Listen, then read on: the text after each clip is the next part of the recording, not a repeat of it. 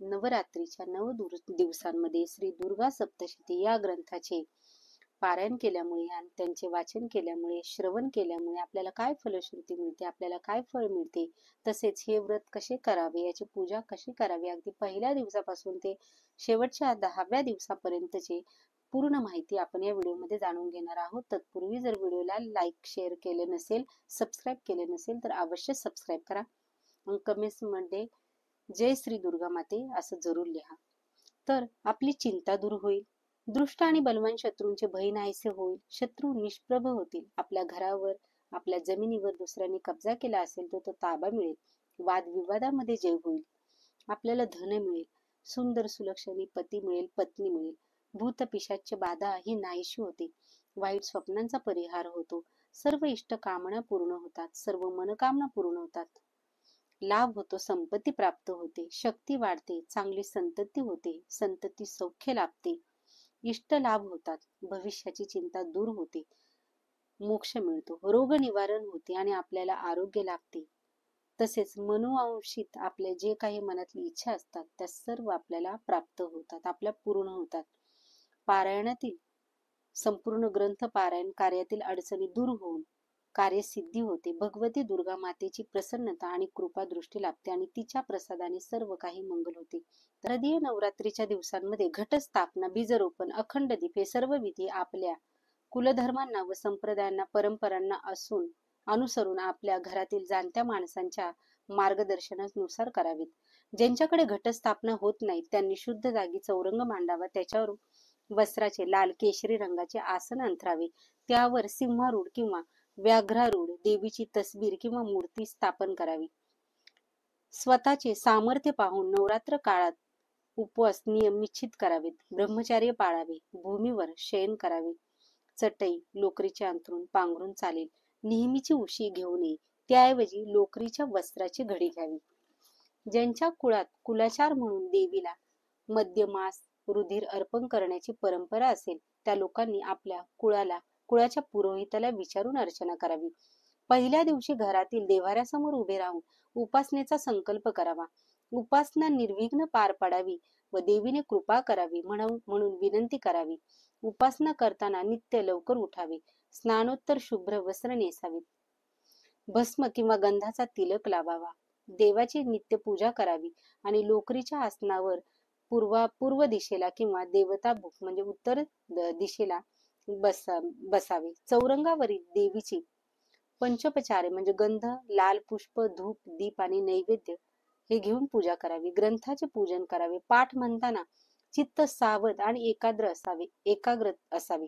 भगवती दुर्गा ही समुख बसून आपले चरित्र कौतुकाने ऐकत आहे असा मनोभाव असावा. स्पष्ट शब्द उच्चार शांतपणे वाचन करावे. पाठ चालू असताना दीप अखंड ठेवावा. पाठ अर्धवट सोडून मध्येच उठू नये. अपरिहार्य कारणास्तव जर उठावे लागले तर हात, पाय, तोंड स्वच्छ धुवावे. 2दा आचमन करावे. देवीची क्षमा मागावी. मग तो अध्याय पहिल्यापासून वाचावा.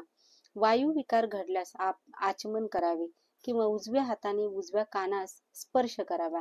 नित्य पाठ किंवा पारायण हे दुपारी 12 वाजण्याच्या आत संपवावे.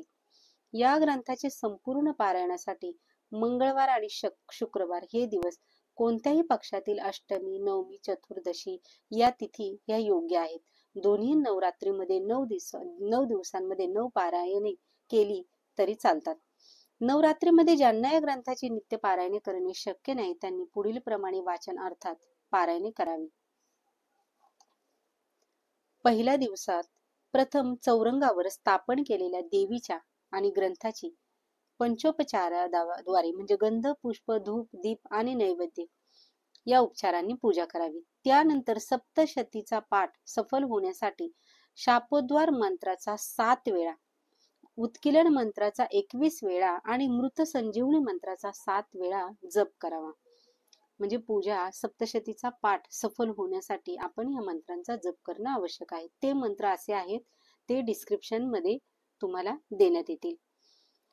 शापोद्वार मंत्र: ओम ह्रीं क्लीं श्रीं क्रां क्रीं चंडिका देवी शाप नाशानुग्रह कुरु कुरु स्वाहा हा मंत्र 7 वेळा. त्यानंतर उत्कीलन मंत्र: ओम श्रीं क्लीं ह्रीं सप्तशती चंडिके उत्कीलनम कुरु कुरु स्वाहा हा 21 वेळा बोलावा. मृत संजीवनी मंत्र ओम ह्रीं ह्रीं वम वम एम एम मृत संजीवनी विद्ये. मृत मृतात पयो था पय क्रीं ह्रीं ह्रीं वम स्वाहा हा 7 वेळा. डिस्क्रिप्शन मध्ये वरील मंत्र देण्यात आलेले आहेत.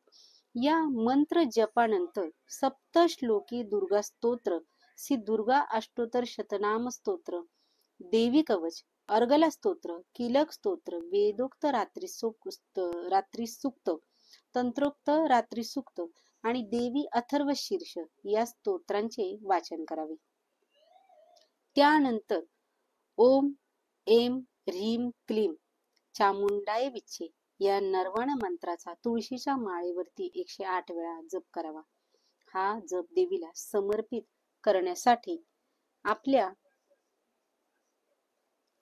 आपल्या उजव्या हाताच्या तळहातावर पळीभर पाणी घ्यावे आणि हा मंत्र म्हणावा. गृह्याती गृह्य गोत्री त्वं गृहानस्म कृतं जपम सिद्धिर्भवतु मे देवी त्वं प्रदान मे महेश्वरी. हा श्लोक म्हणावा. तळ हातावरील पाणी आपल्या बोटांवरून समोर देवीच्या मूर्तीच्या उजव्या हातावर किंवा खाली तांबणामध्ये सोडावी किंवा पळीमध्ये पाणी घेऊन वरील अर्पण मंत्र म्हणून लाल फुलाने देवीच्या मूर्तीवर किंवा तसबिरीवरती शिंपडावे. हे आपण पहिल्या दिवशी करायचे आहे. त्याच्यानंतर दुसरा दिवस दुर्गा सप्तशतीच्या पहिल्या अध्यायाचे म्हणजे देवीच्या प्रथम चरित्राचे वाचन करावे. त्याच्यानंतर दुसरा दिवस दुर्गा सप्तशतीच्या पहिल्या अध्यायाचे म्हणजे देवीच्या प्रथम चरित्राचे वाचन करावे.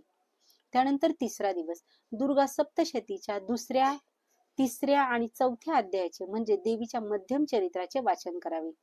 चौथा दिवस येथून पुढे देवीच्या उत्तर चरित्राचे वाचन आरंभ होते. त्यामुळे 5व्या आणि 6व्या अध्यायाचे वाचन करावे. 5व्या दिवशी 7व्या आणि 8व्या अध्यायाचे वाचन करावे. 6व्या दिवशी 9व्या आणि 10व्या अध्यायाचे वाचन करावे. 7वा दिवस 11व्या आणि 12व्या अध्यायाचे वाचन करावे. 8व्या दिवशी 13व्या अध्यायाचे वाचन करावे. त्यानंतर ओम एम ह्रीं क्लीं चामुंडाय विच्छे या नरवाण मंत्राचा तुळशीच्या माळेवरती 108 किंवा 1008 वेळा जप करावा. तो जप आधी सांगितल्याप्रमाणे देवीला समर्पित करावा. म्हणजे हातावर पाणी घ्यावे आणि देवीला समर्पित करावा.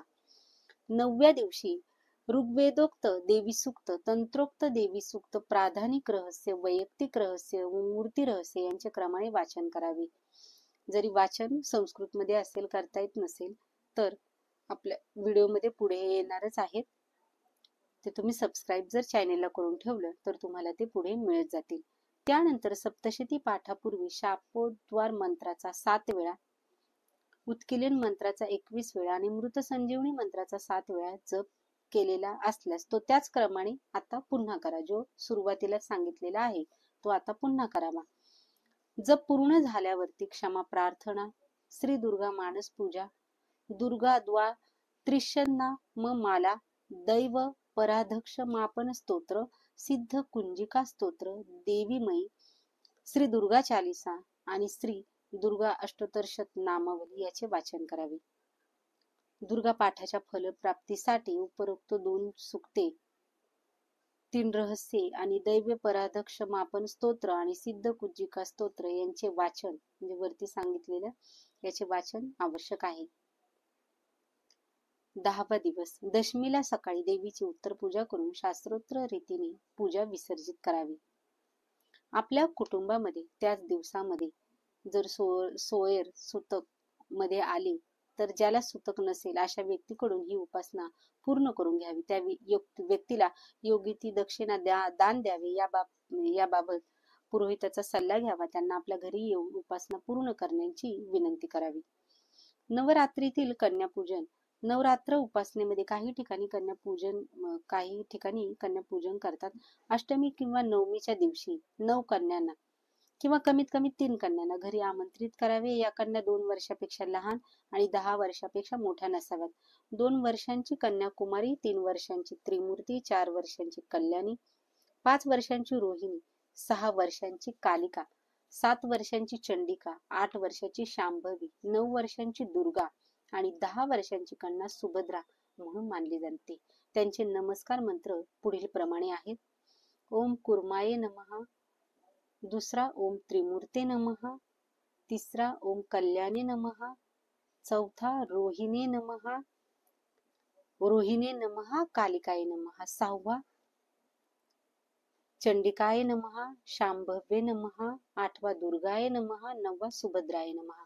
निमंत्रित कन्यांना भोजनानंतर त्यांच्या मस्तकावर अक्षता टाकाव्यात. प्रत्येकीला दक्षिणा द्यावी आणि या पूजनाने अशा प्रकारे कुमारी कन्यांच्या पूजनाने महामाया भगवती आपल्या भक्तांवर अतिशय प्रसन्न होते आणि त्यांचे सर्व इष्ट मनोरथ पूर्ण करते.